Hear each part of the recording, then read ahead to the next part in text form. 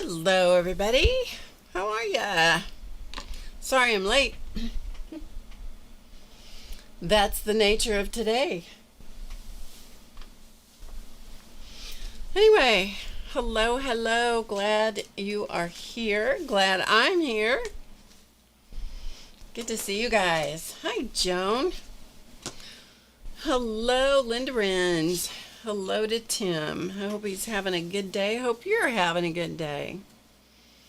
Hello, Ava. Christy, hello. I haven't seen you in the chat for quite a while. Good to see you. Sharon Lombard, hello. Good to see all of you. Anyway, yeah, sorry I'm running a little late today. I believe it's not because I didn't start out plenty early today. We started. I've been going since way before 6 o'clock today. It's just been one of those days. There was a lot to do today. Anyway, hey Rhonda. Good to see you. I am glad you are here. Okay. It's supposed to be Drama-Free Friday, you guys. It's supposed to be Drama-Free Friday. And it's been just drama. Not too bad. Anyway, let's play. Let's do something. Let's do something fun. All right. Joan, do you remember sending me all of this?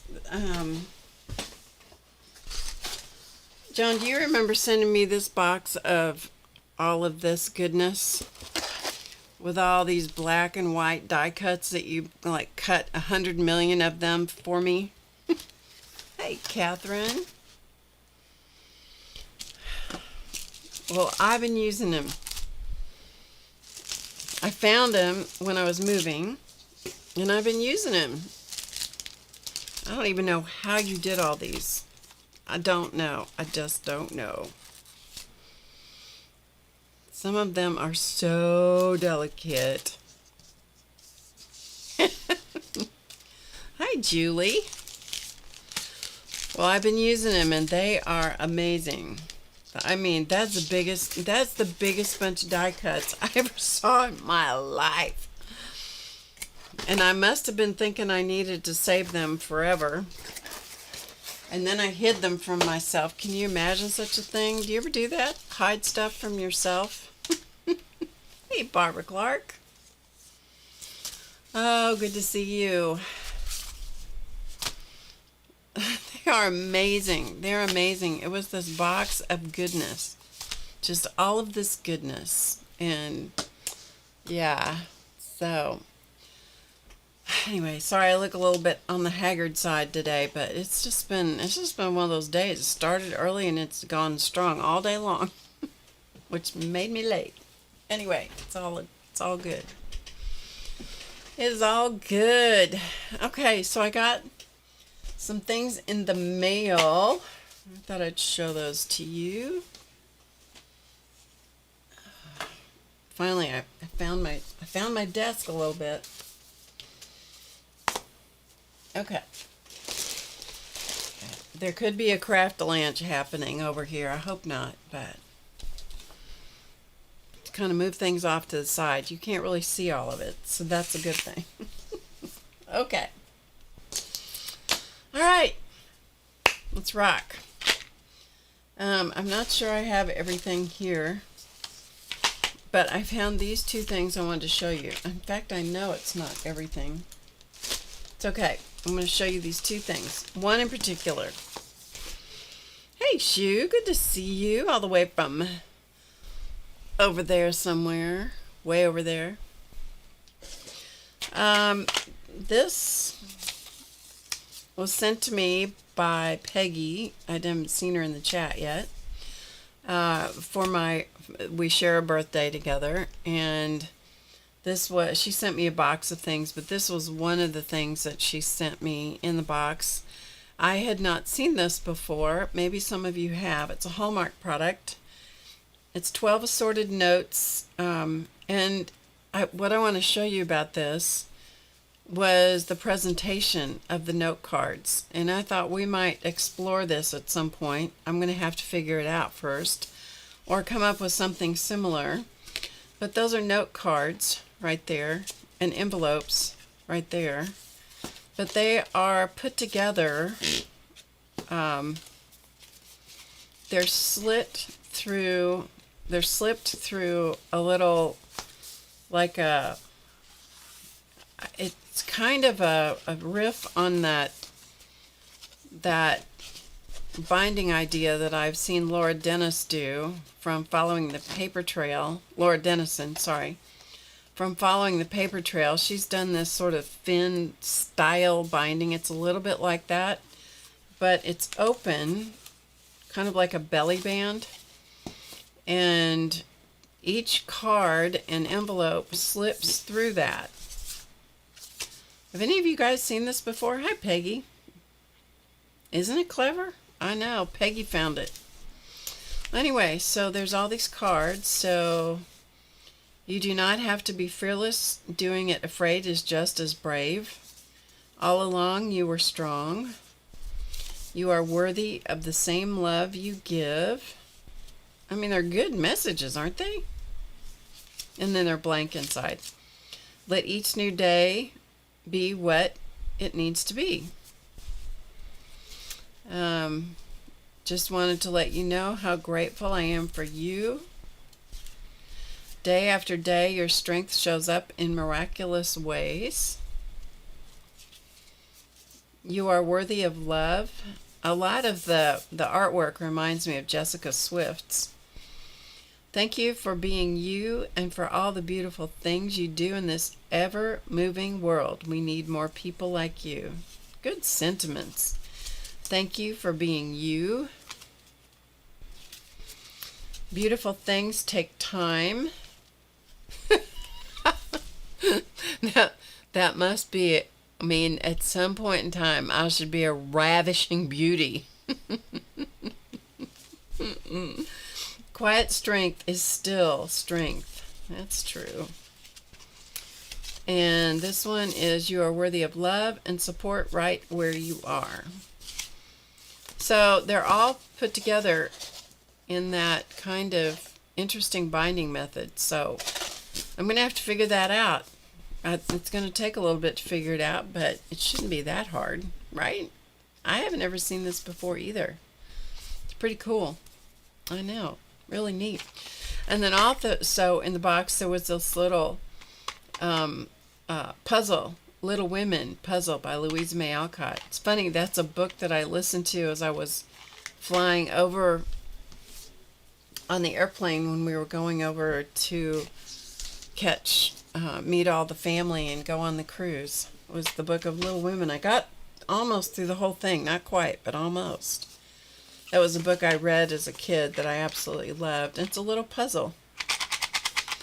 And there were other things in the box, but those are the things that I brought in here with me. Okay, what else did I want to show you?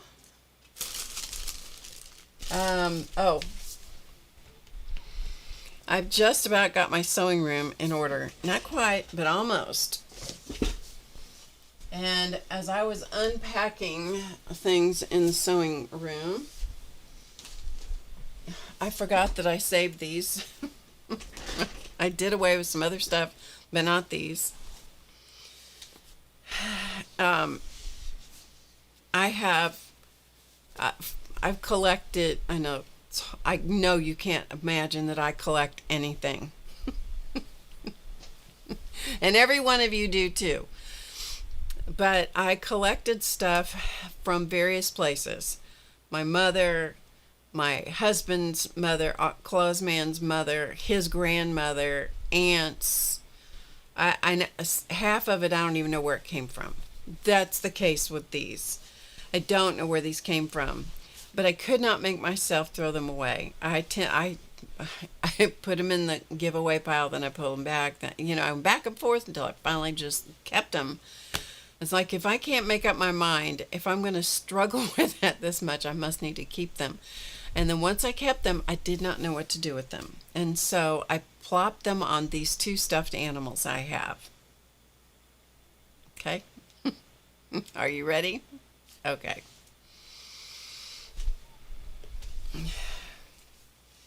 So this is on a bear. The bear is not what I wanted to show you. What I want to show you is the hat that's on the bear.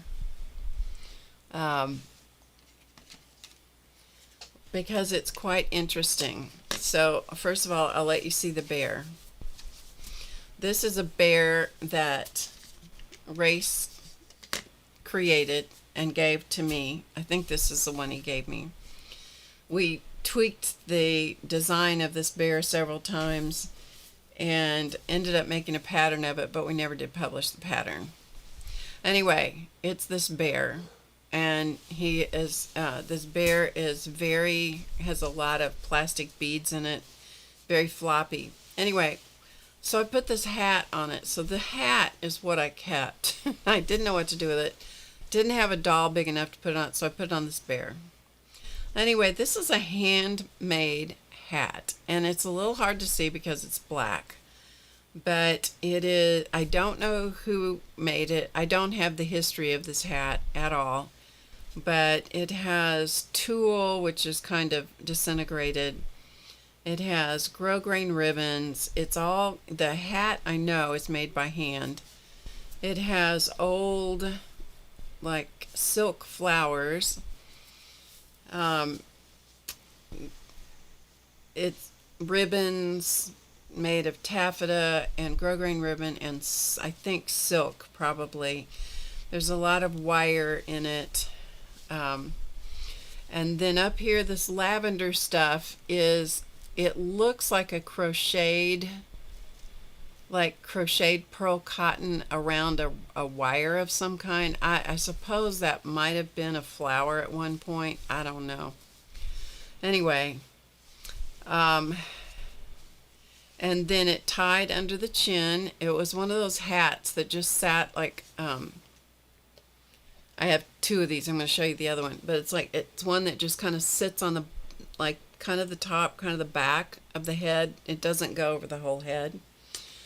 Hey, Jen. But it's fully lined. It's all put together by, by hand stitching.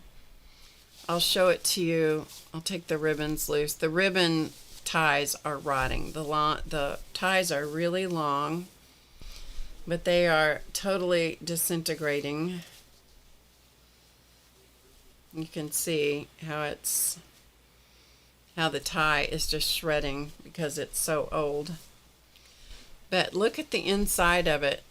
I just think that is so interesting how it was put together and lined, the hat. But now you can see the shape of it. Isn't that interesting? I really don't know a lot about hat making. I've made hats for dolls, but I really don't know much about hat making. Anyway, so this hat, I thought, well, it's lived in my linen closet for I do not even know how many years it has lived in my linen closet. And so I decided, I had the great debate again once I unpacked it over here yesterday. And I'm like, I don't know what to do with this thing. And I finally decided if I was going to keep it, it was going to have to live on a stuffed animal or a doll or something. And so this little bear was the only thing big enough to kind of support this hat. And so I guess this bear is going to be a girl, and she's going to wear this because I'm not putting it back in a closet again. If it goes back in a closet, it's going to go away from here. So there's hat number one.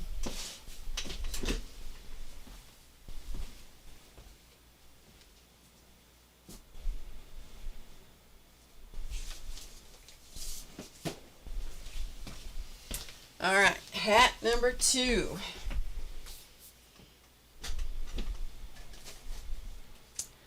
Is going to live on a monkey. You think it looks okay? Hey, Cindy. It may be Victorian. I really don't know. I don't know the era that it came from. I really don't know. But this monkey right here, let's see if I can show you. This monkey right here is a monkey that my mom gave to my son when he was born.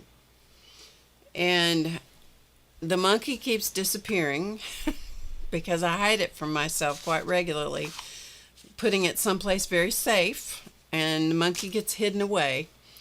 And the monkey resurfaced when I was moving. So, the monkey had a head big enough for the hat. Hey, Dorothy. Okay, so we'll investigate this monkey and this hat. This monkey has been very, very well loved, I might add. Very well loved. This hat is quite a bit fancier than the other one. It has very long ties, which have not disintegrated quite as much as the other one. And I've just tied it in a double bow because the ties were so long. So I tied it in a double bow. I know, it's cute, isn't it? All right, so we'll investigate this hat because I thought you all might be really interested in some of the techniques. So there's a lot of hand beading around here, a couple of different sizes of beads, seed beads, and it looks like a crystal bead. The beads look gray, but I think it's only because they're probably full of dust. But that is some fancy beadwork right there. Look at that beaded edging all around that hat. This hat is velvet. So the hat itself is velvet. The ties are something, maybe a taffeta or something. But the hat itself is velvet. So where it looks kind of a flat black, that's velvet. This is the same as the ties that hold the hat on. This is more beadwork, which I am totally confident is 100% handwork. There's a folded trim that this obviously used to be black. Black is a funny fabric because when black fabric, whether it's velvet or cotton, like quilting cotton or whatever, or t-shirts for that matter, black is has an undertone. Sometimes it's blue, sometimes it's brown, sometimes it's kind of orangey. And so this entire hat was black velvet. The whole thing is black velvet, but you can see how it looks over here with the pleats like it's a different color. It's not. It's just because it's been bleached with the sunlight, even though it's been in a closet for years and years. But if you bleach any kind of black fabric or use a color remover with it, you can get any number of undertone colors coming through. It's not always the same color. Up here on the top, there is a fancy bow that looks almost like a flower. And this is velvet that's kind of gone away, that's been pulled together and stitched. So it's a little asymmetrical kind of look, although it's got purple here and purple here. This black part is not balanced on this part like this, so it's kind of an asymmetrical thing. Again, I just tied it in a double bow because the ties were so long. And so we'll take monkey head out. Don't tell Janet Young I have this, or she's going to try and con me out of this. A lot of this inside lining and stuff has rotted away, but it's kind of interesting because you can see some of the structure of the hat, like a buckram type interfacing in here. There's a little bit of the beadwork gone right here, but whoever did the beadwork must have done a really good job because most of the beadwork has stayed. even in the places where the thread has probably rotted away. But anyway, I don't know what good these hats are. I really don't know what good they are. Again, you can see how it was one of those hats that sat on the back of the head because it's not big enough it's not like a sunbonnet. It might be a Sunday hat or something. Anyway, I've moved it from pile to pile to pile and back and forth. And the 2 piles were give it away, 3 piles. Give it away, throw it away, keep it. And I decided if I was going to keep it, it had to go on something. And so this monkey, which is probably not a girl monkey, but the bear's probably not a girl either, they're going to have to wear these hats, I think.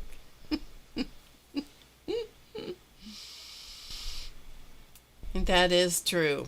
Maybe an antique place could tell me more about it. That is true. Anyway, so there you go. You've had your antique inspiration for the day. I have no idea how old these are. I'm 72. My mother was born in 1911. I don't know when her mother was born. I have it somewhere. I mean, it could have been my grandmother's. I think it's probably more likely it was a great-grandmother's, but I don't know. Maybe a funeral hat. Could be. It's pretty fancy. Or a going to church hat. I don't know. It's pretty fancy.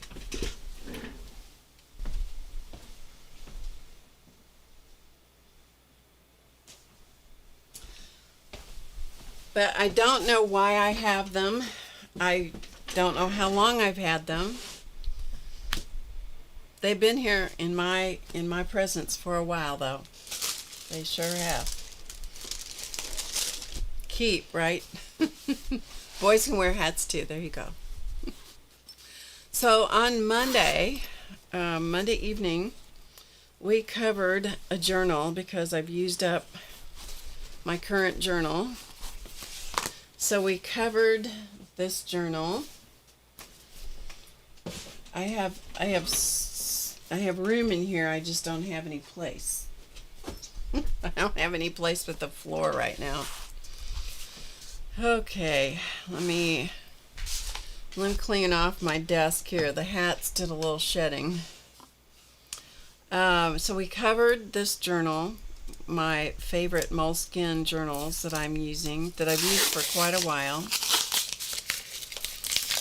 And I used paper bags, and yeah, they were all paper bags from things that I got when we were on our trip.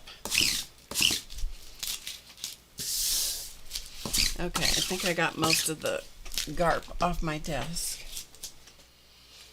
And I just wanted to show you what I ended up doing with it to finish it. So it is now ready to use. And so I just thought I'd show it to you. So the paper bags that I used was this one, a red polka dot, kind of a red and pinkish polka dot, and this other bag that I came from a lace store from Verano in the Venice area. But there's actually a lace design on here, and that's where I got that lace table runner that I showed you a couple of weeks ago, probably. Anyway, so that's what I covered. I'm just finding a spot to stick this. That's what I covered this moleskin notebook with. So I just kind of patchworked it together. And then, just to make the front cover different from the back cover, I put a mandala on it. So this was one of my, still have some on my desk that are printed out on sticky back canvas. And then I cut them all out at some point. And so I glued that onto the cover. And then I found that box of all those die cuts that Joan had sent me. I have no idea how many years ago. And so I started playing around with those and cutting them into pieces and parts and glued them on just to make sort of just to give this more something, more presence, more, the mandala wasn't quite enough for me, so I put more stuff, and I may add a little bit of black. I could do that while I'm sitting here if I could find, let me find, well, I don't see one right now. What I need is a black Posca pen and add some dots, because this needs to be tied together just a little bit. But anyway, there you go. That's what I ended up doing. Oh, God bless Joan. She sent me a ton. Hi, Kathy. Good to see you. Hi, Terry. Yeah, so it was unbelievable how many die cuts she's sent to me. I was just like, I was really quite overwhelmed by all of those die cuts that Joan sent me when she sent them, because I'm like, these are too good to use. I mean, it's like, these are too good to use. Joan is the queen of die cutting. So anyway, and then all I did after that glue dried, then I went over it with a coat of matte medium, just the golden matte medium, and let that dry. And then I just took a black ink pad and I just scrubbed it around on it. I didn't want it to look, if my journals look too perfect, I won't use them, and so I like them to be a little scruffy looking. And this one fits that. It fits that criteria.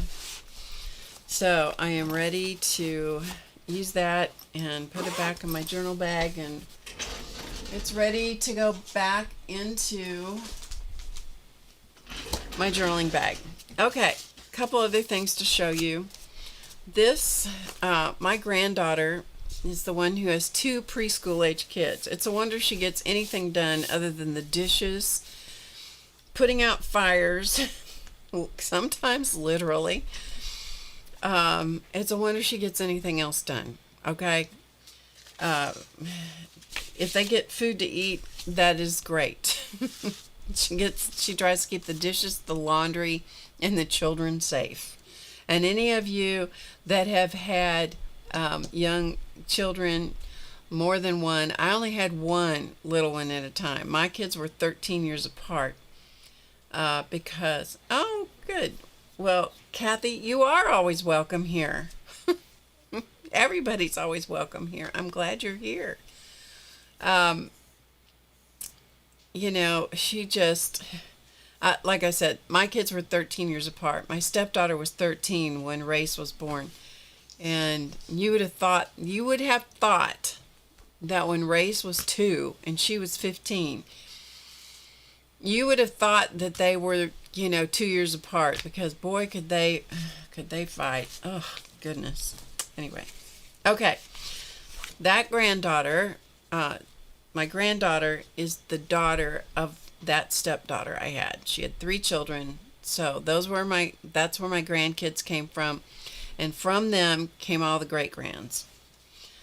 Well, my granddaughter loves watercolor, and she does some beautiful watercolor. And she sent me this card. I don't even know how she got it done. Honestly, I don't know how she got it done. But it is so pretty, and I wanted to share it with you. But look at that. Now, admittedly, when you look at that, it's pretty simple, but I didn't think of it, and I'm not that good with watercolor. And would any of you care here, just in the time that you saw it, would you care to tell me what brand of watercolor she used? It is beautiful, isn't it? I'll show it to you again. What brand of watercolor do you think she used? Write it in the comments. I want to see what you have to say. I don't watercolor this well. Nope, not praying, but that's a good guess. It's a good guess, Julie, but not praying. Crayola. Barbara Clark got it. Yeah, they're Crayola. Okay, now as I tip this, you'll get a little more of the accuracy of the color because it's a little brighter than when it's down here like this. Light blows it out. Okay, but look at that. Now it is so beautiful and so simplistic in its essence, but like I said, I didn't think of it. I just thought it was beautiful. Yeah. Okay, so this is what my granddaughter did. She wrote me a beautiful note, and then inside there was this. Okay, so there's this. So can you see how they're similar to each other? Okay, very similar. And this is by Emily. This is my great granddaughter who is 3.5. She did this one. I thought that was precious. And then she did another one, so she sent this to me. So both of these were inside my card. And then on the back was more of Emily's artwork, and this was entitled Flower. So this is from Miss Emily. She's 3.5. I know. It does make you go, "Aw," doesn't it?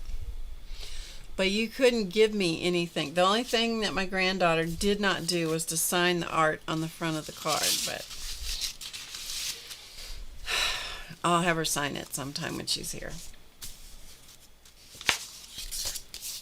It was precious. And then I went to the post office box, and in the post office box was this beautiful card. And the creator of this card is here. She's one of our moderators, Barbara Clark. And this beautiful card was in the mail for me, which was so sweet. Thank you so much. And Barbara Clark, you can tell us about this if you want to. Kids' artwork is the best. It is the absolute best because they are not constrained.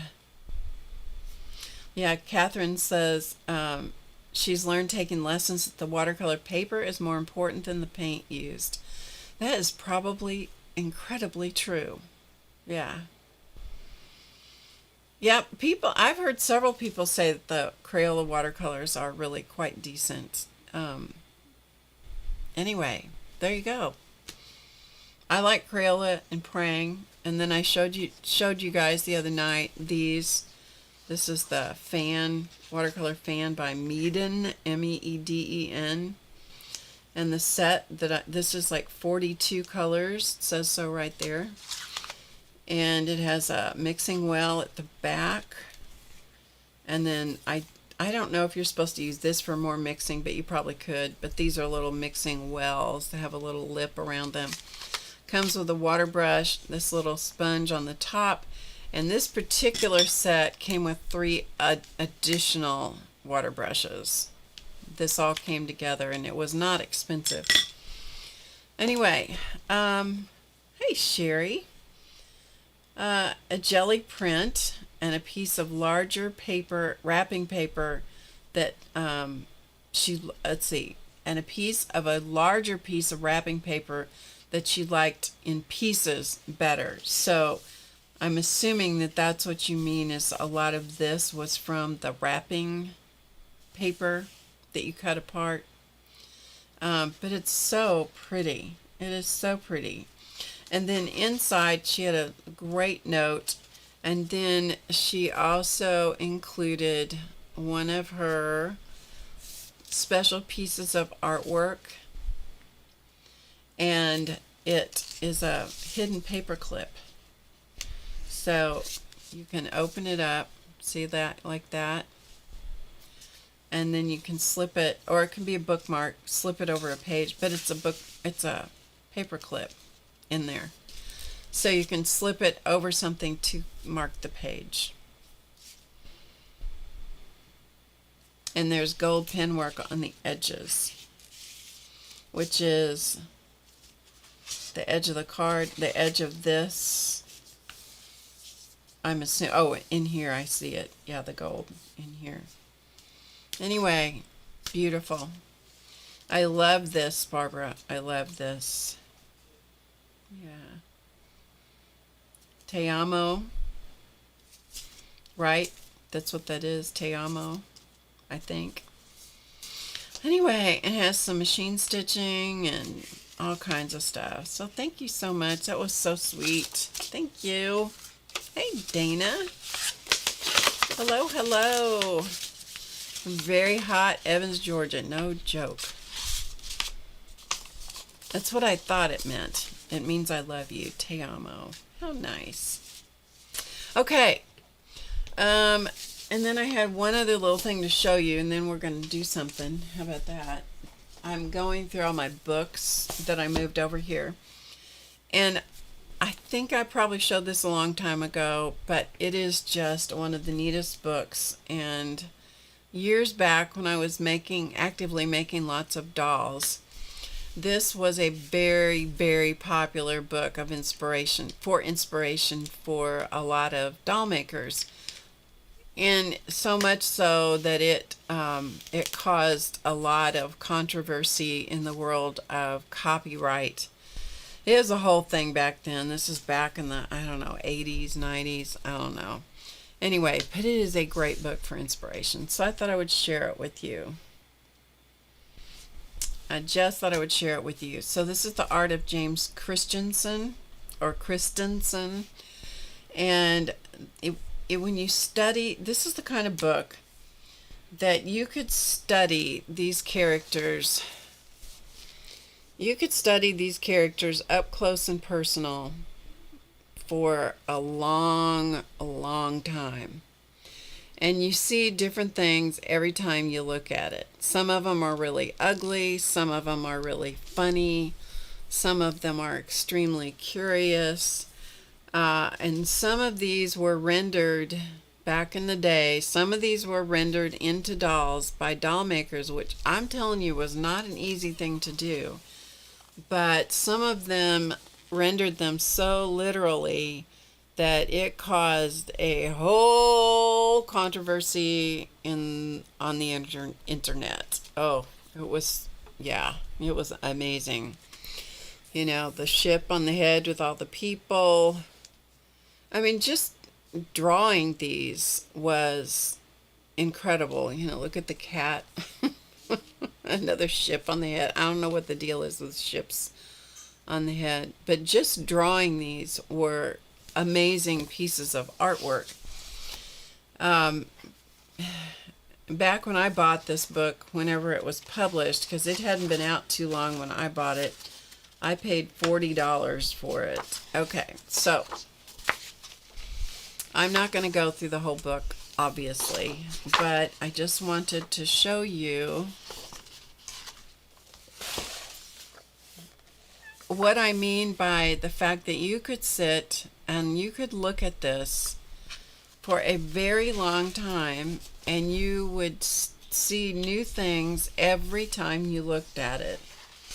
So we'll just look at one of these where you can see all the up close details and the colors and the costuming inspiration is phenomenal. You know, things with fish on it and beads and trims and you name it, but it's all very fantasy, fairies and elves and kind of in that realm of the gnomes that we did a couple months ago. So this was published in 1994. And I bought this not too long after that. So, and there's a whole story that goes along with it. But I'm just going to leaf through just to some of the big illustrations so you can see. I mean, look at this one where she's balancing the fish on her nose, standing on a turtle. Now, you know, in my world, as far as like the doll making part of this, to render this, to use this as inspiration and render this even pretty closely to what the illustration is, I think it's phenomenal. And granted, they probably should not. Dorothy says she can imagine him giggling as he drew these. I bet he did, you know. Granted, you shouldn't steal somebody else's artwork, but I'm not sure that the people who were rendering these into 3D forms were intentionally stealing someone's artwork. I think they were, first of all, didn't know they were stealing, but secondly, I think they were just rendering these forms into bringing them to life. So anyway, but I mean, all of the fat faces, I mean, look at all the rolls of fat on that face. I think they're just a riot. Let me see if I can find some. And look at these in the blue, in the blues and grays. But I remember some of the doll makers that made them back then could, you know, they made those hands bony looking hands like those. And but let me tell you, it was not received well when somebody got their knickers in a knot about it. You know, look at that Santa. Or no, this is not Santa. This is a professional fishwalker. Whatever a fishwalker. Oh no, here's the fishwalker. Sorry. This is the fishwalker, and this is an old world Santa. If I could read, I'd be able to do it. But who walks fish? This guy. Yeah. Anyway, I just thought I would show you that. It's a whole big thick book. I will never make anything like this from this book, but I might look at it and take tiny bits and pieces of inspiration from the book to embellish a doll if I ever go back into doing that. I did some of those fancy dolls at one point, but anyway, there you go. Okay, so what are we going to do today? Well, I needed to make something. Do you ever feel like that?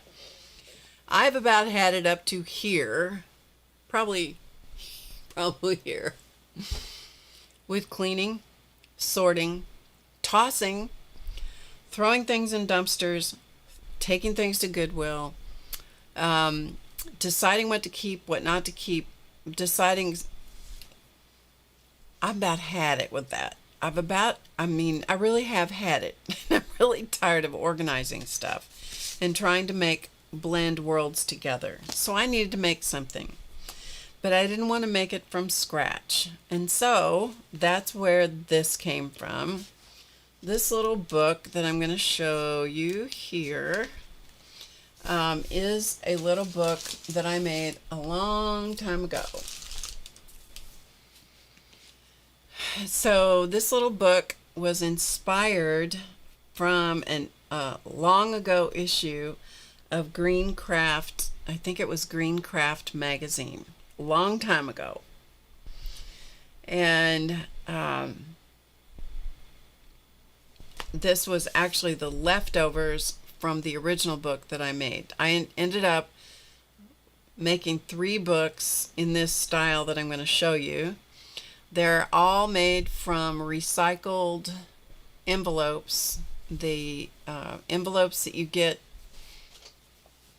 I don't know if they still send them out. They do in some bills, the envelopes that you're supposed to put your check in and a piece of the bill and send it back.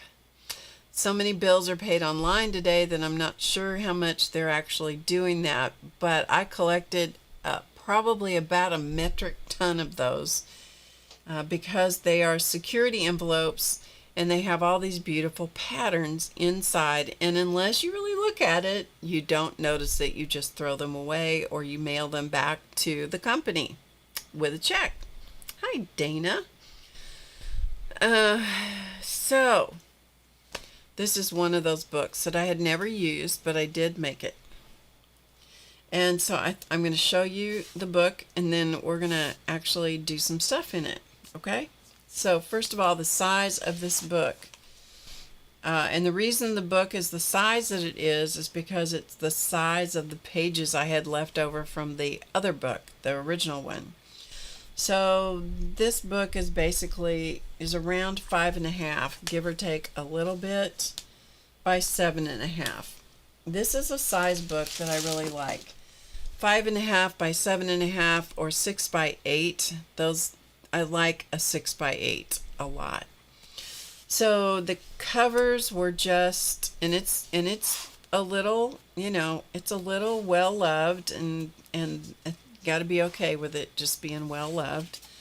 The covers are probably from a tablet of watercolor paper or something like that. It's not special book board or anything like that. And this is paper that I put on the covers, and then I scraped paint on it, did some stamping, and then I put some gold paint with my finger around the edge, and it has a little gold paint on it. So front and back, and then the binding here is paper napkin over, and some of it looks like paper towel, so it's probably paper towels and paper napkins collaged over a piece of canvas or duck cloth or something, and that's what the binding is. Okay, so that's that. Inside, this piece of paper and this piece of paper, it's from the same thing. This was from newsprint, so it's the cheap manila colored newsprint that they used to do newspapers with, that they also put in tablet form, and you can use as, I used it as drop paper on my desk, keep my desk clean. And so this particular piece turned out pretty enough that I used it in the book. This particular book has 3 signatures in it. Hopefully you can see the 3. You see the 3 signatures there, 1, 2, 3, and you'll notice that the binding on the outside is not attached to the signatures. So these signatures are sewn to a piece of Tyvek. So that's a piece of Tyvek. That's a recycled mailer, Tyvek mailer. And they are stitched together. The pages are stitched together, first of all, to make pages that were big enough. So some of them are combined pieces and parts of envelopes. Like this is one piece and that's another piece. And I stitched it together, and it even has some little extra things kind of caught in the stitching. But they were stitched in big pieces and then cut down to the pages, the page sizes that I wanted. I also, in this one, added paper bags. So this is like a paper bag that you would get a card, like a greeting card in. And I folded that up and I put half of it, let's see if I can find the other half.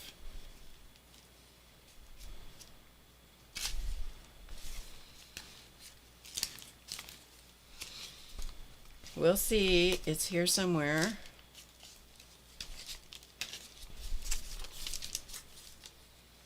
This is it. Okay, so this is the other half of this bag right here.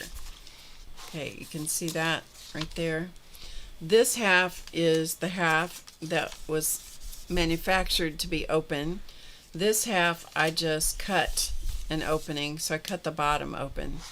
And then inside those envelopes, or pockets, let's call them pockets, bags, pockets, I have taken this, back when I did this, we were having an election year, and I was getting 1 million political postcards. I finally started keeping them because they were big and colorful, and so I kept them. and not knowing what I was going to do. So I made books out of them, and then I made things like this to slip in those pockets in the bags. So that's a paper bag. And then this one is just a glassine bag. This is like one of those that you get at the post office where they put stamps in or something like that. This one ripped, and so I glued a piece of handmade tape over it, and it's the same thing where it was big enough that I could cut the bottom open, and so there's room over here. So anyway, the glassine bags are a little more delicate. Okay, so that's kind of the tour through the book. Some of the pages I have covered with gesso, some of them not. And so that's where I started with this book, and I thought, I'm just going to go through this. And I got, let's see, I got to right here, I think I did this one. Yeah, I got right here. So some of these pages, they security patterns, so all of these patterns come from the inside of the security envelopes. Some of these I already have painted with some gesso on them, some of them not. And so what I've been doing, and what I'm going to do with the rest of this signature, is I'm going to prep it with the Daniel Smith transparent watercolor ground. You can use any watercolor ground you want to use. Okay? Doesn't matter. But that's what I have done up until this point. And so it kind of thickens and strengthens that paper a little bit more. So whatever happens next in this journal, which I'm going to do some background preparation in it, and then whatever happens after that, I'm not sure yet. Okay? Now this is this has the watercolor ground on it, but no gesso, and so you still see the pattern of the paper. A lot of the places I put gesso on just so I could cover up some of the, lighten some of the print that was on the envelopes that actually showed the outside part of the envelope. Like this was the inside, it was a green stripe, and I covered it with gesso first and then some of the watercolor ground after that. Some places, some of the pieces of the envelopes were like the flaps were kind of coming apart. Didn't want to stay stuck down, and so I put a piece of tape that I made down, and now I'm going to put a little bit of glue to hold it in place.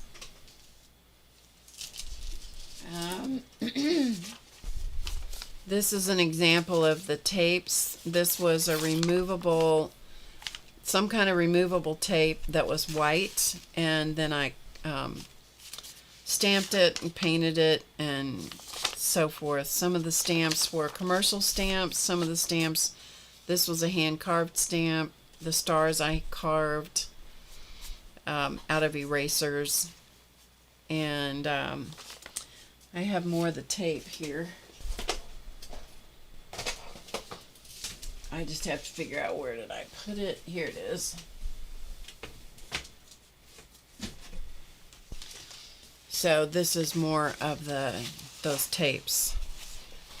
So if you, and I wish I could tell you where that tape came from, because I don't remember. I don't think it was specifically an art product, but I couldn't tell you. I don't know. I just don't know. I'm not going to keep this journal, so I don't know what I'm going to do with it. But anyway, that's where these tapes came from. But because they are removable, you do have to use some glue to reinforce them. Okay, so this has had watercolor, or the watercolor ground on it. I'm pretty sure. I got so far and then I got distracted. I did put the watercolor ground right over the openings where the kind of the cellophane window is. I also put gesso over those. So you could leave, if you decide you want to use the windows, then you can leave the windows open, or you can just pretend they're not there and you have a different texture. And then this just happened to be where that two of those pieces of paper were stitched together, and so it's just a little flap. So that can be used to attach something to add to the book, or it could be glued down. Doesn't really matter. Anyway, there you go. So I will show you how I did this watercolor ground, just in case you're not familiar. And this is just where I put just regular masking tape on top of the address, so that it was my address, and I just didn't want it to be totally distracting. So, okay. So let's just go with the watercolor ground first of all. So the watercolor ground is white, and it's a good idea to just stick a piece of wax paper in your pages, just to protect the rest of the book. Since the book is all made, I'm kind of protecting the pages, but it doesn't have to be that way, you know. It doesn't have to be perfect. This is kind of what you would call a junk journal, because it is made with junk that otherwise would be thrown away. You can see, even though this is white in the container, it goes on clear. And so I don't put a thick coat on. I am not an expert in watercolor. I'm not an expert in much of anything. I just dabble with a lot of stuff. And but I don't want or need to use a lot of expensive product on junk mail. You know what I mean? Okay, and then on this one over here, I added glue underneath those tapes. I do know I did that. Masking tape is not archival, and so eventually it's probably going to discolor and do some weird stuff, but you know, that probably is going to be after I'm gone, so I really don't care. So there is that.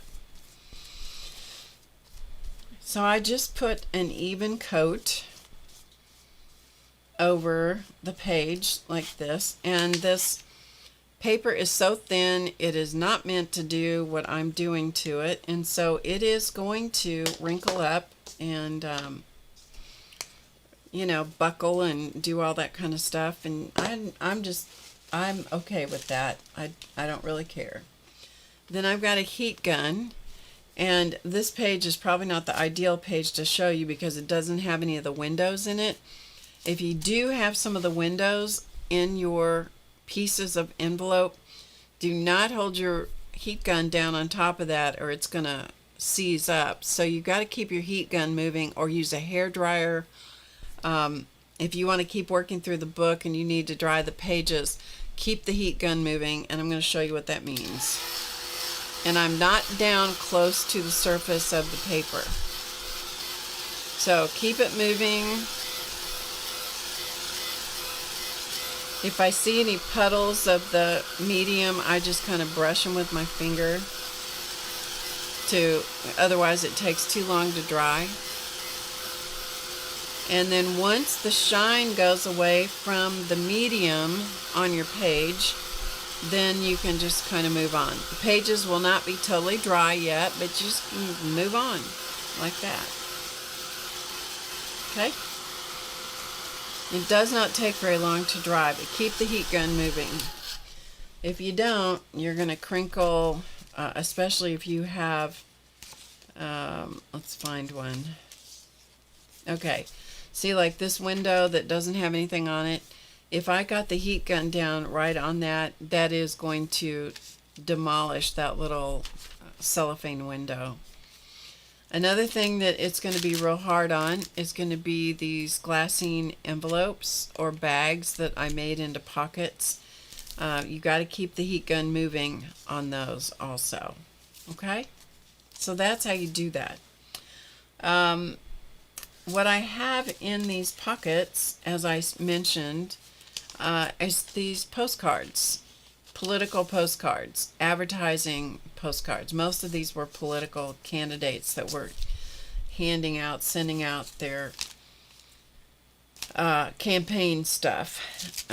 And so what I did with those is I took the ones out of the pockets that I was using at the front where I was prepping the pages, and for those I just pulled out the little postcards. It's not a super heavy postcard, but it's about a card, probably about a 60-pound cardstock weight.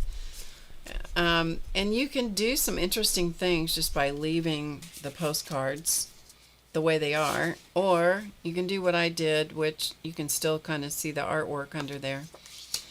You can just turn them over and cover them with either black acrylic paint or black gesso. I like black gesso because it blocks out. Hey, is that who's that, Josie? Is that Josie? Here for Drama Free Friday. But I like black gesso because it blocks out all the stuff. Where black acrylic paint, craft paint, it may take you a couple of coats, but the black gesso will block it out pretty fast. Even though this was a brand new jar of gesso, this is the Dina Wakley gesso. It's a little on the thick side, so I need to find a lot of things and do some black gesso pretty quick so I don't lose the product. You can also get an artist grade black gesso. It's not gonna that will not dry out as much as a craft grade, student grade black gesso, but black gesso is your friend, especially if you like to write in your journals. I say this over and over and over because I have people say to me a lot, I don't write in my journals because I don't want anybody to know what I write. Okay, well, let me tell you something. I have two things to say to that. One is, I don't care if you read it. If you're poking into somebody else's journal and you're being nosy and you're reading it and you get your feelings hurt, that is on you, okay? Because you chose to read it. So do not complain if you get your feelings hurt over what somebody else writes in their own private space. Two,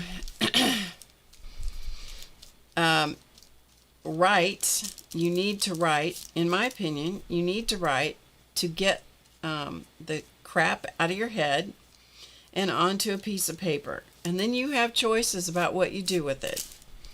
Actually, I have three things to say about it.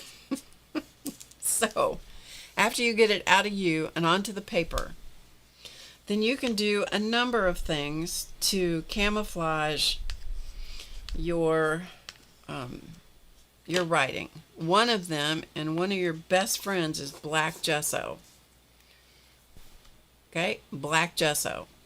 Because it will cover over pretty much anything you write. It's going to block it out. And so what I do is I choose to get that, all of that. It's like emotional, for lack of a better term, emotional vomit.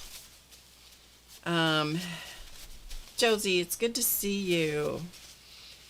And so you put it on the page, get your writing out, get your black gesso out, go right over it with black gesso, let the gesso dry, and then go on top of the black gesso with either your Sakura Moonlight gel pens, which will write over the black, and draw over them, or draw some words, or put a new word on it, a word, write something positive on top of the black gesso. Okay, the gesso needs to be dry to do that. So that's one thing you can do. Another thing you can do is collage on top of it. You can cut out a paper flower out of text paper. Could be newspaper. It could be a dictionary. It could be an old book. It could be a letter, like a letter somebody wrote or something you bought at the thrift store. Make a paper flower out of it, glue it on top of it. Just make it something that is positive and that feels good to you. If you like Bible journaling, you could do a Bible verse on top of it. Just write something that makes you feel better on top of the crap that you puked out on the page. Okay? So that does a really good job. Also, if you have too many pages in your journal, this has happened to me too, where I had too many pages where I wrote that were just filled with frustration, I glued them all together into one. I just glue all the surfaces, smash them together, put them under some weight, let that just become a thick page in your journal. What you want to do is not have to go back and read it again. It is about you. It is not about protecting other people's feelings. Okay, this is about you journaling and getting rid of the out of you and onto the page. What else can you do? I don't know. You can do all kinds of stuff, but black gesso is your friend. A good black craft paint. It doesn't even have to be good. Apple Barrel is one of the inexpensive ones. Apple Barrel, anything that is a really, by good black, I mean a solid black, not a transparent black, because there is such a thing as a transparent black. An opaque black craft paint can function similarly to gesso. So black gesso is your friend. If you don't have some, or some good old black acrylic paint that is opaque, if you don't have some of that, get you some of that. That is a good friend. Okay? It is good to have that. Dorothy says she just swears loudly. It's much quicker. Good point, Dorothy. Good point, Dorothy. Our Dorothy, she makes me laugh. Okay, so if you don't care, if you do something like these advertisement cards, postcards kind of things, if these don't bother you being the color, the colorful garp that they are, then you don't have to do this to them. You don't have to paint them. I just decided that it was a better background for using in the journal. So that's dry already, and so I'm going to move this, move my board off of my surface here.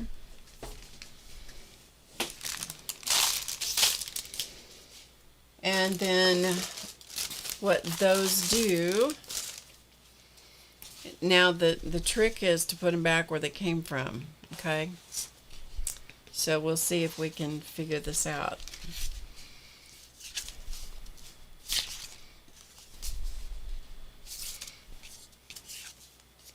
Okay, that's not the one. Okay, I'm going to guess it's this one.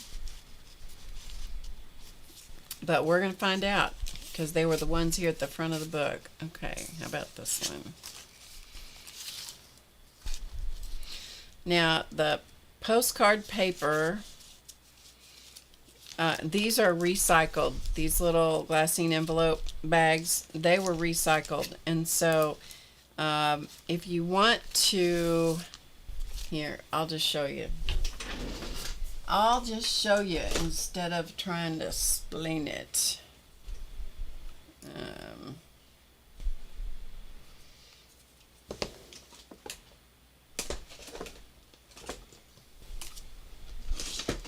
I have several of these corner chompers. Okay, I don't know if they still make these. These are from We Are Memory Keepers Crocodile Corner Chompers. Some of these have the rounded corners. That's what this one is. This one is angled, a small angle and a large angle. So for example, we'll do the large angle. Okay, so you put your, you got to get it all the way open, otherwise they don't fit down in there. Okay, you put your corner into the chomper and you chomp it. Okay, and that gives you that angle. You do want to get the angle all the way down in there. A little cat hair, can you imagine? Okay, and so that takes the sharp edges off of your cards. They're not as sharp as they would otherwise be, and so that may help keep it from cutting these kind of a little bit more delicate bags. They do still make them okay.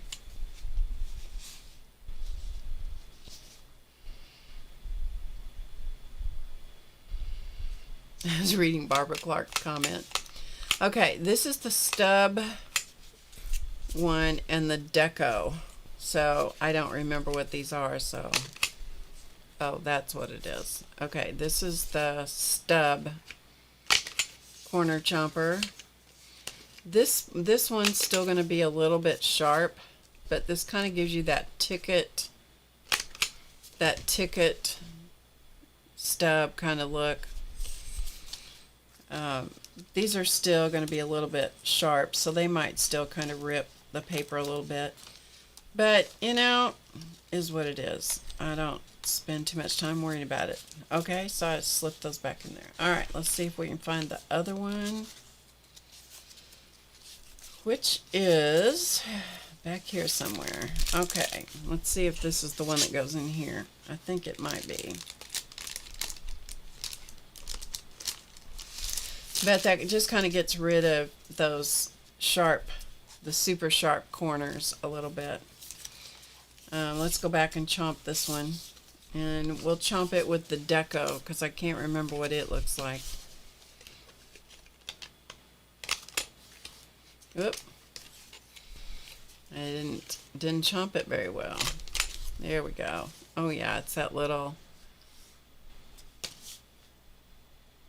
kind of decorative.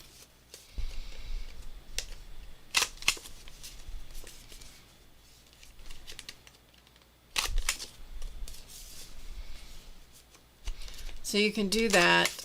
The rounded one, this is my favorite of all time, the 1/2 inch and the 1/4 inch, and these are just the rounded corners. That's my favorite of all time. And just to show you what, in case you're not familiar with these, we'll take this little guy here. This is the 1/4 inch.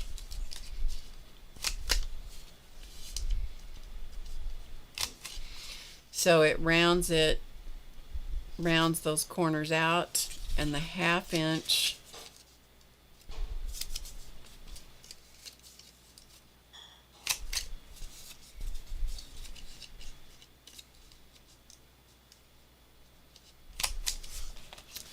so this is the 1/2 inch, and that's the 1/4 inch.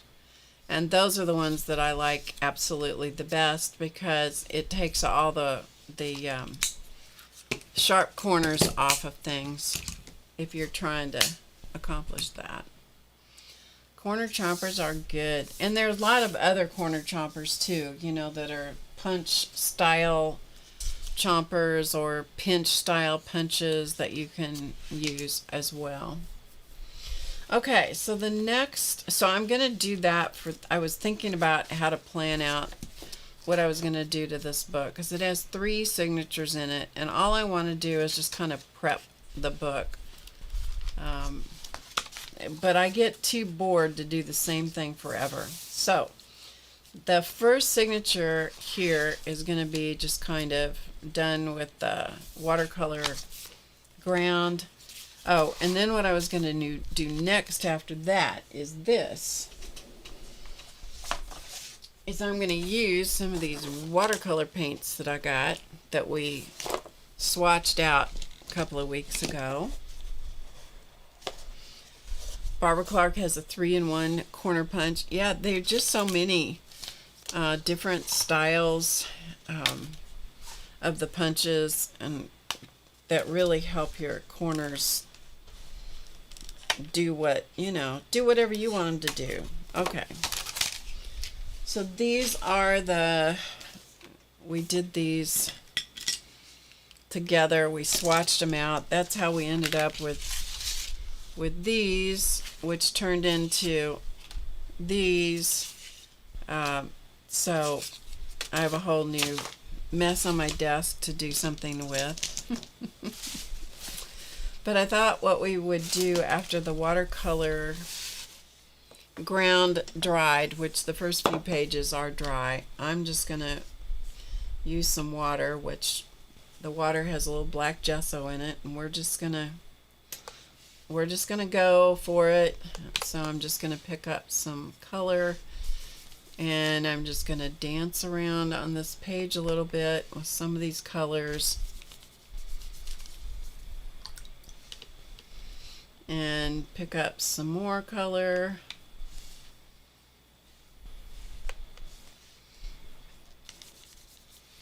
And just add some color to some of these, and not with anything at all in mind.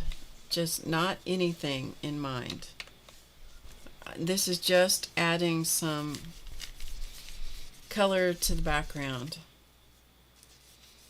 on top of the watercolor ground. Okay? And then if and you can hardly see it, I'll tip it up here in just a second so you can see a little bit more of it. And what I want to do here, just for grins, I've got some other color, and just splatter a little bit. Okay. Okay. So it's just adding some color onto the paper, so now it's not totally white, and it blends a little bit with the page that it's beside. Let me hit this with just a little tiny bit of heat gun.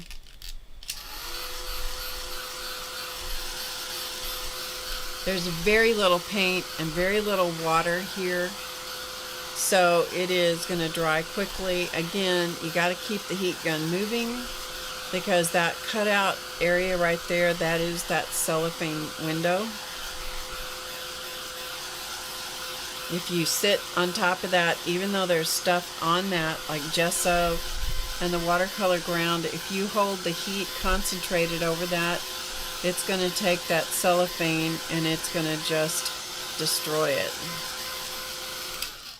And you might even be able to see a little bit of it. Can you see how it's wrinkled a little bit? It's just super susceptible to heat. But if you glue things on top of it, nobody's the wiser. Okay, let's come over here and let's add a little bit more.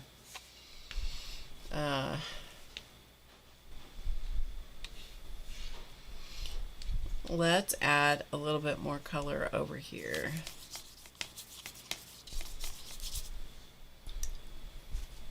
And nobody cares how big a mess you make, or how wonderful the color is, or if you're an artist.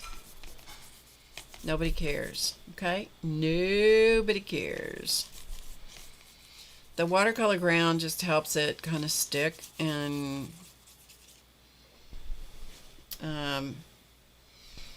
let's use a little bit more of this kind of blue. This time I'm adding a little bit more color. And I don't need to totally cover everything. It's just putting some color on onto the page. And then who knows what it's going to look like when it dries. It may be great, and it may look really ugly. And if it looks really ugly, guess what? You glue something on top of it, right? Bye, Joan. Good to see you. So that is my plan for prepping this signature in this part of the book. So the next one, I need to go get something out of my stash over here. And what I'm going to do with the next signature. And some of these, I like it when it just kind of, you know, makes the watermarks and it dries into the interesting shapes and stuff. You can do some really cool stuff by drawing around those shapes. Later, this book can be used as a doodle book. It can be used as a well, let's, you know, glue stuff in it. Be used as a glue book. It can be used as a Zentangle background book for Zentangling or other doodle designs or doodle library. I've got a little space here that I'm just going to kind of spread around a little bit so that it doesn't take forever to dry.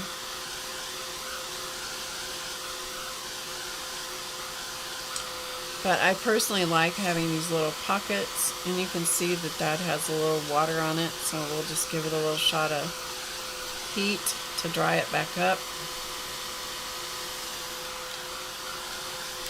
Okay, and so there you kind of got the concept of where I'm headed, is just to add paint to these.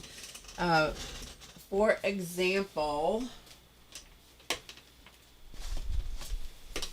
this little book is the third book of this foray into stitching papers together to make the security envelope journals. This was everything I had left that I made this little book out of. It's made exactly the same way as that, it's just a whole lot smaller. And in here, this you can see lots of stitching. And here I just slapped watercolor. There was no preparation. There might have been some gesso on the pages. I don't know. Probably was in some places.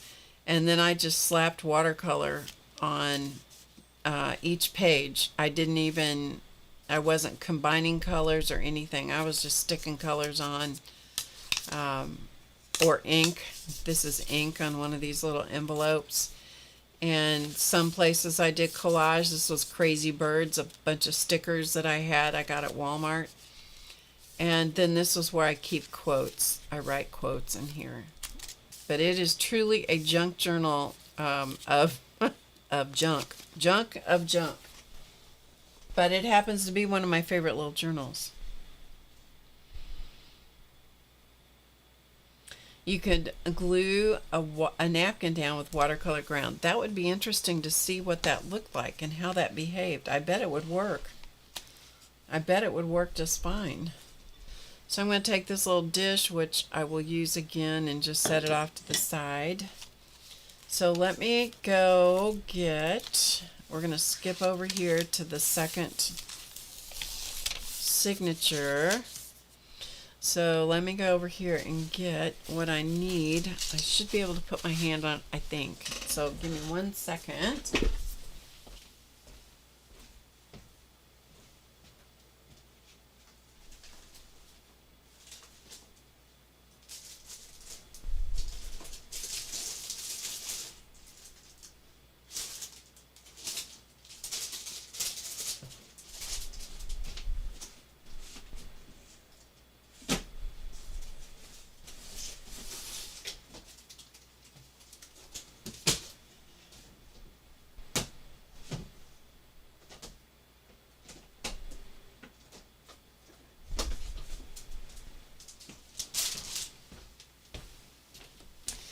So this is an example of the security envelopes. I just thought I would show these to you in case you don't know what I'm talking about. This is some of the security envelopes that I kept. I had more than this, but these are the ones that I kept that had interesting patterns. Okay. I particularly like this one. I like all of them, actually. Some envelopes, some companies even had red interiors. But you can see the windows are all different sizes. The patterns are all different. You get, depending on, this one is one I really like. You get different shapes and sizes of the pieces of paper in the envelopes, because some envelopes are real big. And some of them are very repetitive in some companies are very repetitive, so I kind of group those together. This to me looks like, this one looks like bird tracks or seed stitch. And then I had some that were green. This one, for example. And you can get rid of you just ignore the advertising, you know. I think that's a really neat one. This one. Some of these you can use for inspiration for Zentangle designs and things also.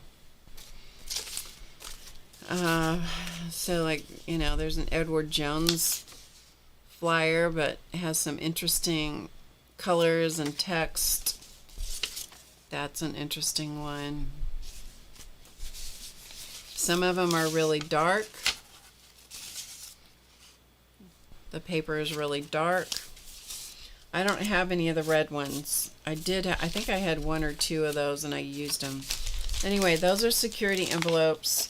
So I just cut them apart, flattened them out as best I could, and then I just keep them in this clear envelope so I can see what in the world I have going on. But it's a great source of paper if you like that kind of stuff. Hello, Alicia. Glad you're here. Okay, so there's that. Alright, what I'm going to do with this next section is I'm going to glue transparent or translucent papers over it. So we're just going to pull out some here from the Never Ending, Always Blessing. Oh, truly, I'm telling you, it's never going to end, this pile of papers. So we're just going to pull out some of these, and I'm going to use a glue stick, and all this is to do is to just make these pages a little bit more interesting. Okay, so that's what we're going to do. So I'm going to pull off some of these edges so that I only have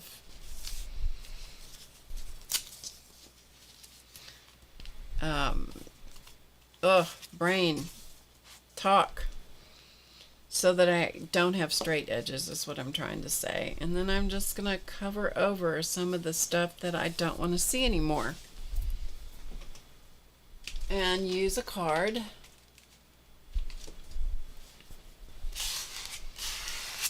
And just glue them in place. And if you have little edges that don't want to stick down, then just lift them up and add some more, right? And then maybe we'll stick another piece over here.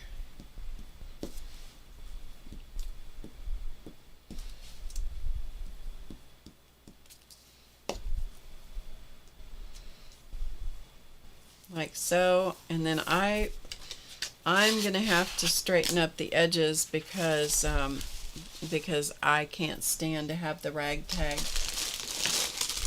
stuff hanging off my journal pages. Some people love it, I don't.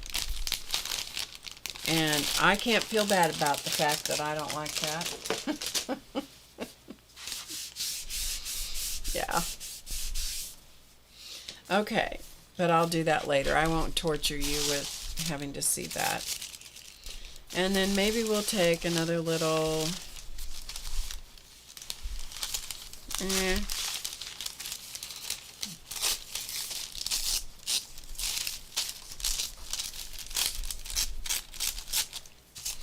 another little section, and let me get some glue paper. Much better to glue on paper instead of your desk.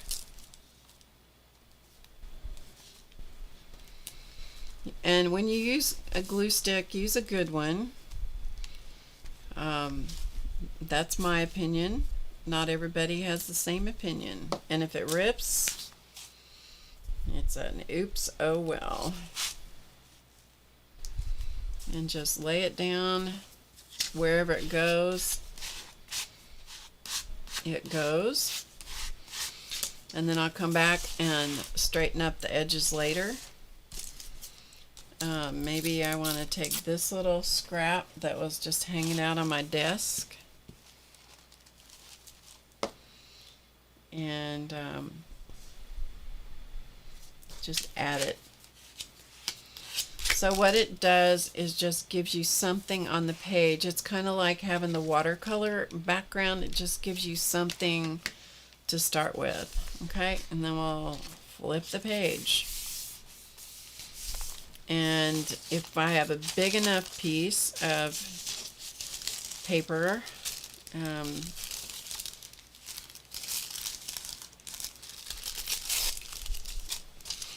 then you don't need to do but one piece of paper, but you can do as many pieces as you want. Now you don't have to use glue stick. You could use matte medium or Mod Podge if you like it. I don't care for Mod Podge. It's a personal thing. I don't like the smell of it.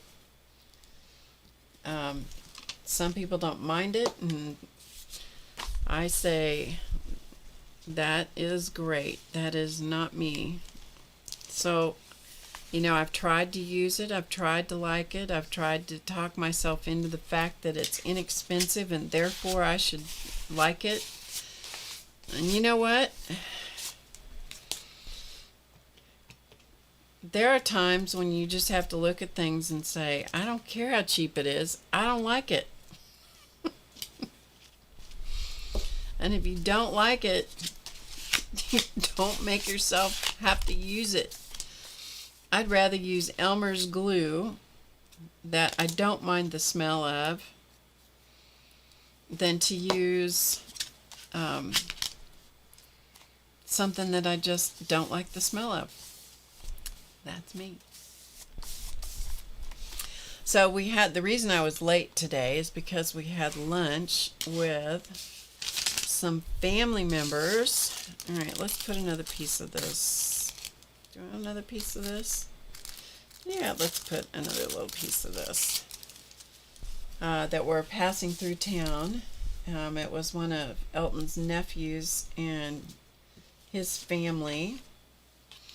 And I don't know if you guys remember the story of the Studley duck or not, where I don't use people's real names on the air unless I have permission to, and so I had been so careful not to use Elton's name because I, had really not gotten permission to use his name. I just never thought to ask him. And this, I'm not going to use that. That's wax paper.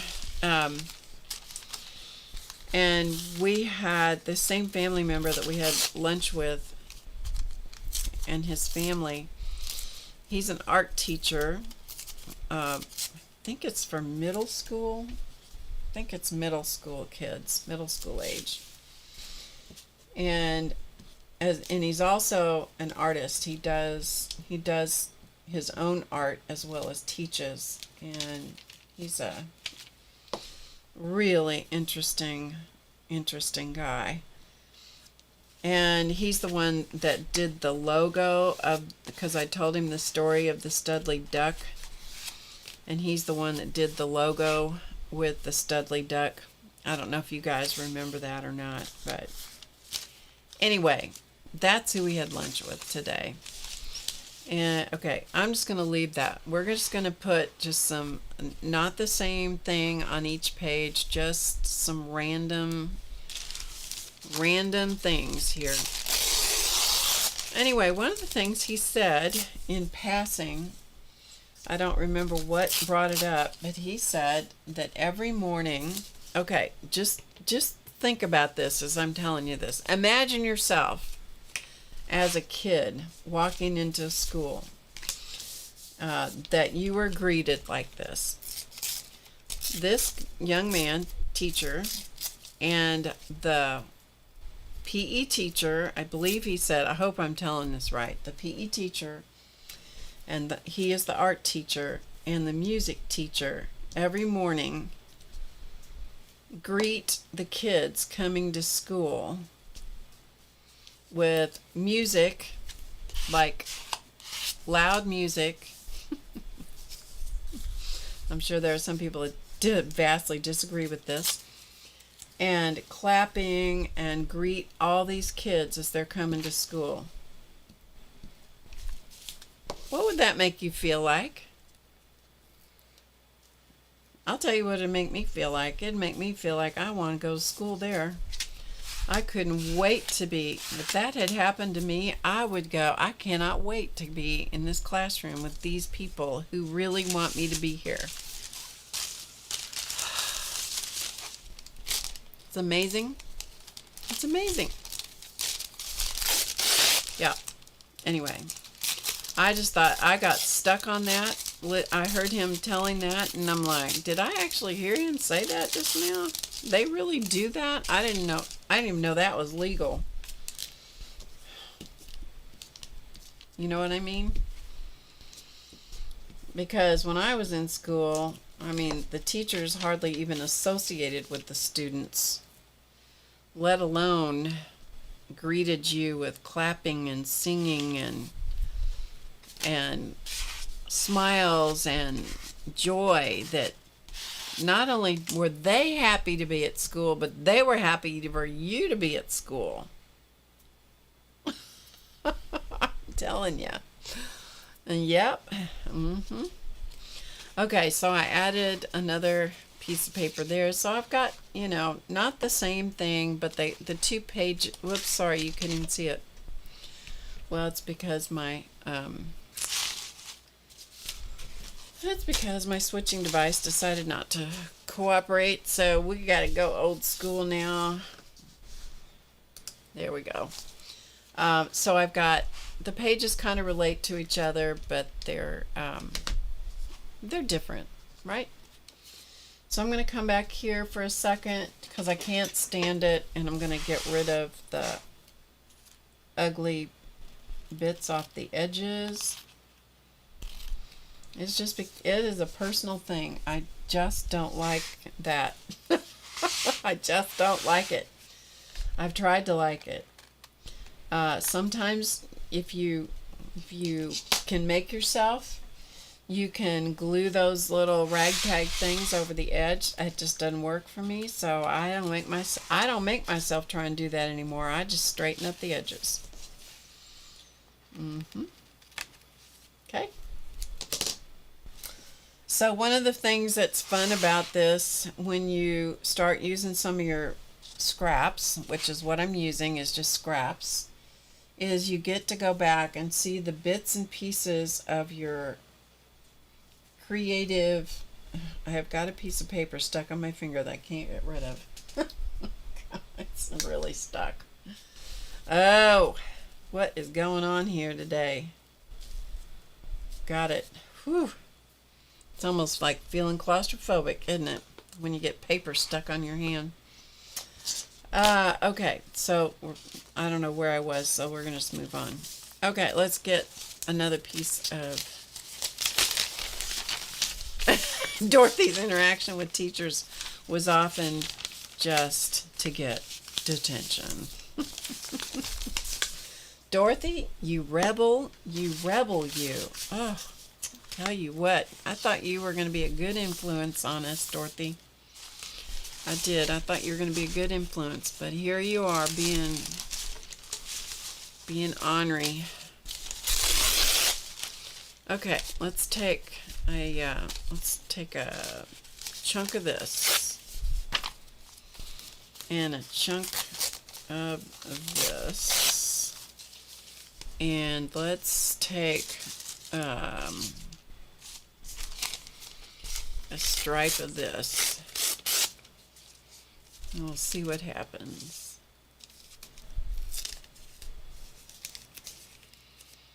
Kathy knew the name of every single student and greeted them as they came in. Oh, that is so good, Kathy. It took a couple of weeks at the beginning of each school year. Well, I think that's phenomenal that you could do that in the beginning of school year in that short amount of time. Yep. I think that is great. All right, I just need to weight this down a little bit because it's wanting to flip on me. Okay, these papers are a little more colorful than they are appearing in the camera. So let's kind of chunk this down into a couple of smaller chunks. Okay? And let's just add some glue to these. Now, what I want to ask you, I'm just going to see what your suggestions are. We won't get there today, but there are 3 signatures in this book. So I've explained to you what I'm going to do to 2 of them, but I would like to know what your suggestions are for the 3rd signature of the book. And I have totally lost, here it is, lost my card. What do you think we could use as background material, background fodder for signature number 3? What would be your ideas? I would love to hear what you would suggest. Alright, let's just stick this. I'm not going over the gutter on purpose. I'm trying to stay out of the stitching gutter of my little book here.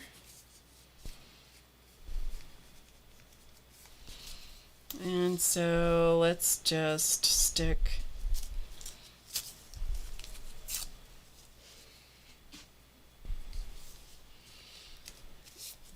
I thought about stenciling.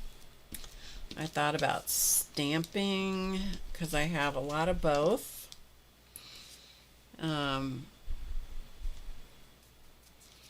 Because I want it to be something that you could easily come over the top of.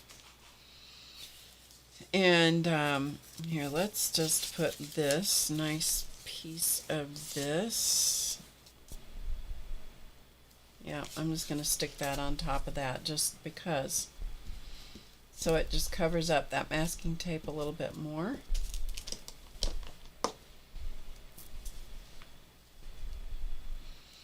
And let's let it go at an angle. I don't know why, just because. And maybe we'll put this one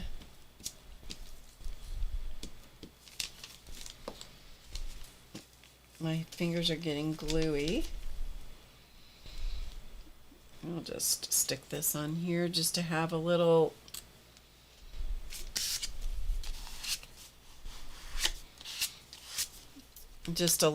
cluster-ish looking thing. Mixed media stamping. What do you mean by mixed media stamping? That's what I need to know. What does that mean? Mixed media stamping. Okay, this has kind of got some glue hanging out, so we're just going to put a piece of wax paper in here. All right, I don't know whether this, if anything will stick on this or not. We're gonna try it and just see what happens. Let's try a different.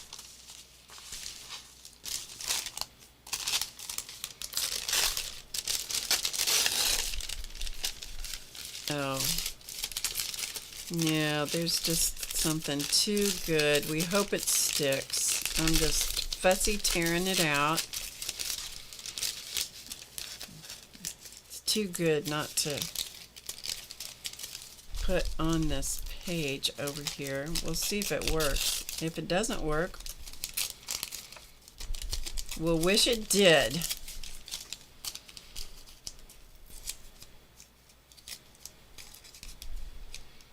I'm just tearing some excess paper off of this.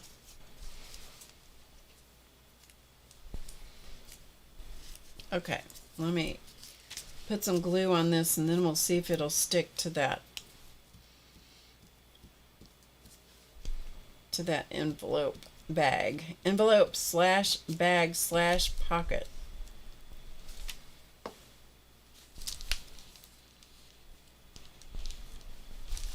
Look at that cute little hand.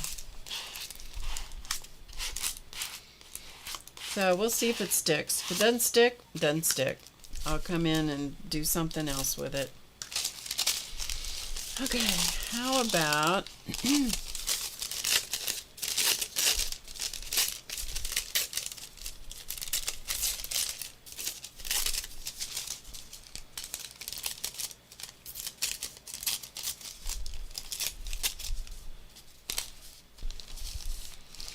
all right. So last night we drove a couple of hours to have a birthday dinner with Elton's granddaughter, who turns 15 today.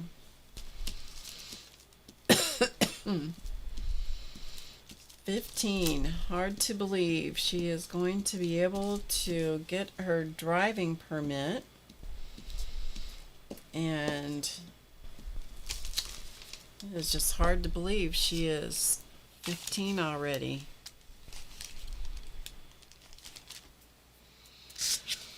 They grow up. Anyway, so we did that. We went out for dinner last night. We went to an Italian restaurant that they'd never been to before. We hadn't been to before. And I want to tell you something about this Italian restaurant. They are responsible for the American public being fat. Single-handedly. I do believe they're the ones that are responsible for the American public being too, let's just call it what it is, F-A-T. We're not talking P-H-A-T. We're talking F-A-T. Because I'm telling you, the portion sizes, whew, big, big. I mean, I think I ate a third that was pasta. It was delicious, but mercy me. It was good though. Anyway, and then, of course, because it was a birthday, we went, she wanted to go, birthday girl wanted to go and have, let's see if I can make myself do this, you guys. I'm going to see if I can force myself to bend it up over the edge of the page. And so she wanted custard, frozen custard. So we tried a new custard place also. And she got I guess it was a sundae. I don't know. And I'm going to tell you what the name of that sundae was. Dirt and worms. Dirt and worms.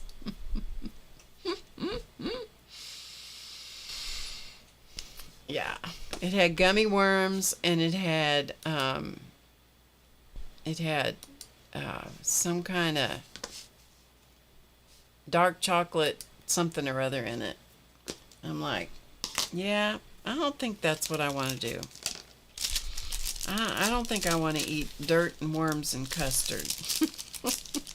I don't think I want to do that. She liked it though. Of course, she's an athlete, and so she's quite an athlete. She plays soccer, she plays volleyball, she can play about any sport. And so it doesn't really matter what, you know, she's gonna run it off, exercise it off. She can get away with that. Dirt and worms. Alright, I'm just gonna stick this piece on here. We'll do a couple more pages and then we're gonna call it good for today. If you have any questions for me, put them in the chat, or comments that you want me to see. Write them in all caps if you would. That way I can really usually see it. Not always, but usually.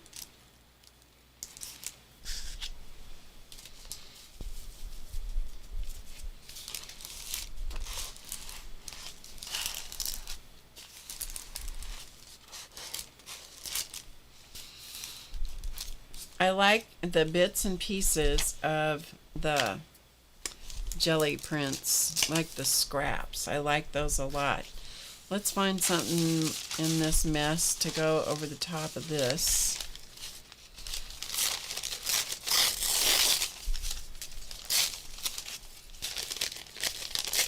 Just, this paper is not tearing very well,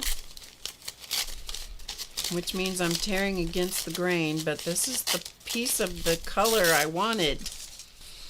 So get over yourself, right? Good enough. Okay, let me put some glue on this. We'll do 2 more pages after this. I'll dig for some fresh papers so we don't have to use the same color all the time. And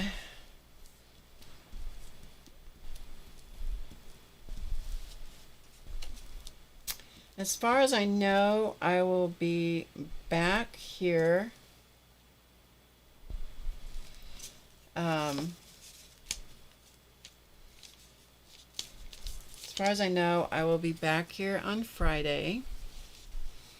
Should be here Monday night also. However, I just got word that one of Elton's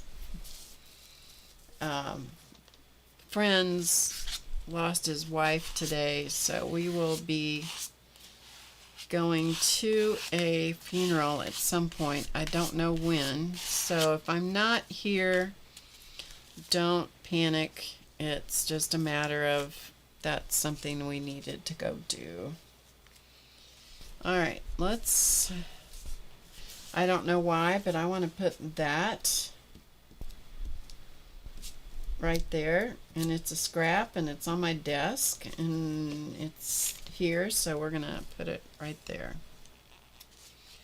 I don't know why, but just because.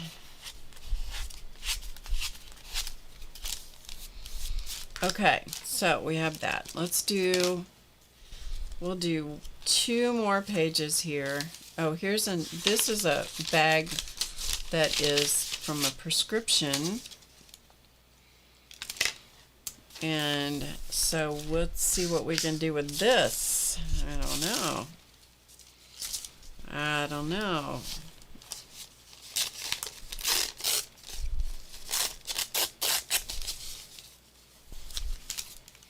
Okay. And we'll put this up here. Sometimes you just, it's a good idea if you just don't stress out over why something is going to go a certain place. You don't have to have a reason. Some people will plan everything out so carefully and then they'll glue it all down. That is not me. You know, I find I work a lot better if I do things quickly and without a lot of thought. Which probably sounds weird, but that's kind of how it works for me. Just do it pick something up, especially if you're doing scrappy work, junk journal, junk papers. Just pick it up. My hands are so full of glue at this moment, it's not even remotely funny. Alright, let's see if we got anything else here in this box of goodness.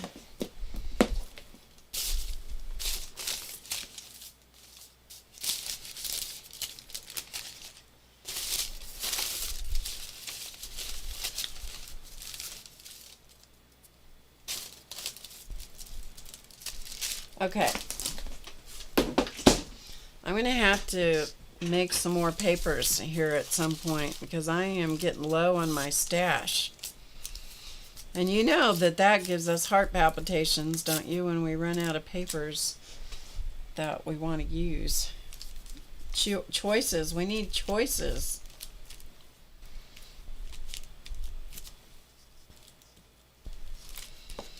Okay, so let's just, I don't know why, but I'm just going to put that over this polka dot.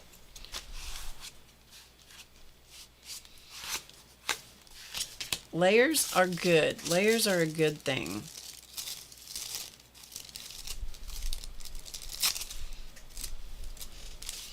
Alright. My hands are full of glue. My glue paper's full of glue. So far, I've managed not to get it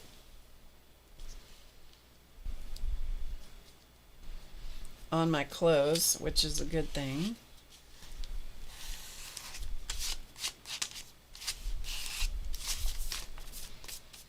Okay, and let's see what we can do with, actually, this piece. Ugh, sticking to me. I'm going to put that right there.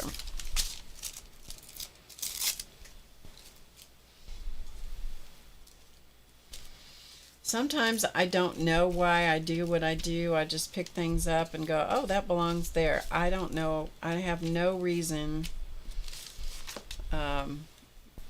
why that is.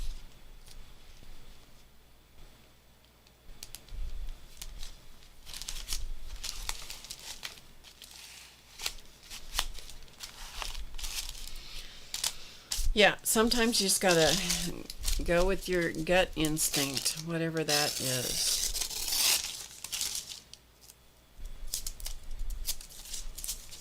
Alright, we're gonna do one more piece of paper.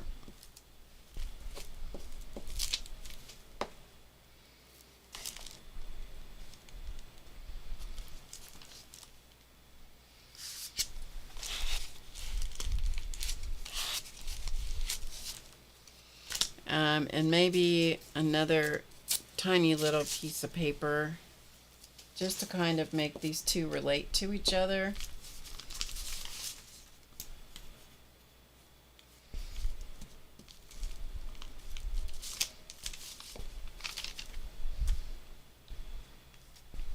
Relate to each other a little bit. Okay. I'm going to throw that glue paper away. I'm going to get a fresh baby wipe and clean off my hands just a smidgen because I can't even tell you guys goodbye because I have so much glue on my fingers. So give me 1 second here. That way we can actually go back. Bye, Julie. Thanks for being here. Bye, Dana. We are taking out of here in a second. Rhonda, goodbye, goodbye. Good to see you. Okay, so let's take a look back at what we did today. So we got some watercolor on some of these pages at the beginning, just so that's where I had the watercolor ground, and we did the corners on some of these. And then we flipped on over to the second signature, which is here. And this is where I just started putting in the very thin papers. Some of them are translucent. Some of them are kind of thick because they have so much, or they have the appearance of opacity because they have more layers on them. And so I don't know if this is going to stick on this bag turned into a pocket. I don't know if it's going to stick there, but we're going to find out. Once it dries, we'll see if it sticks. And then we have that one and that one. So that is part of that signature. And then we have one more signature back here that I don't know what I'm going to do with. So I'm going to go back and see what your comments were, your suggestions, and then we'll go from there. So let me get back over here to see you guys. That's what we're going to do. So like I said, if I'm not here, you'll know that we ended up, I'll try to let somebody know, but you'll know that we ended up having to make a trip. Yeah, it happens, you know, it happens. All right, thanks for being here, everybody. I hope you have a good weekend. Thanks for hanging out for a little bit. And I will see you when I see you, which hopefully will be Monday night at 7 and hopefully back here next Friday at 2 Eastern. Until then, remember to get creative today and do something nice for somebody else. And that means also do something nice for yourself, okay? In Dorothy's case, go out and swear real loud because she gets it over with real quick. I'll see you when I see you. Bye, everybody.